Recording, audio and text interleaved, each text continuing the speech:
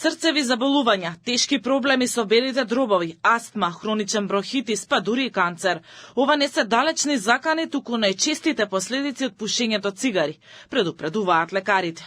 Најавениот нов закон против пушење, ако се имплементира до крај, ќе даде добри резултати, оценува лекарската фила. Според директорот на Институтот за белодробни заболувања и туберкулоза, со ограничување на пасивното пушење, значително ќе се намали ризикот од скриени, но сериозни здравствени последици, што долгорочно ќе придонесе за поздрава нација. Цигарите оштетуваат од косата до петите, сите системи ги оштетуваат. Тие помалку што пушат, помалку се изложи на штетна дејство на цигарите. Тие повеќе што пушат, повеќе се изложени на штетна дејност и имаат поголем ризик од појава на разболување.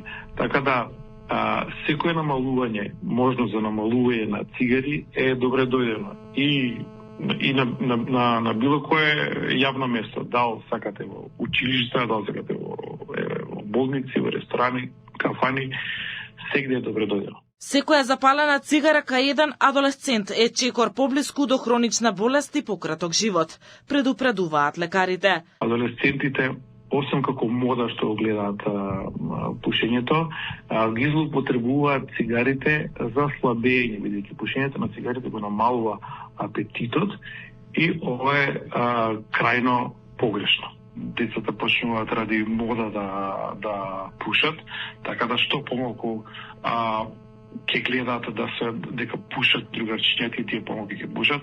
Лекарите алармираат дека најзагрижувачко е тоа што зависноста од никотин се развива многу побрзо кај младите отколку кај возрастните. Анализите покажуваат дека речиси двојно од населението во Македонија е зависно од цигари, со просечна потрошувачка од 18 до 22 цигари дневно, што е двојно повеќе од европските стандарди.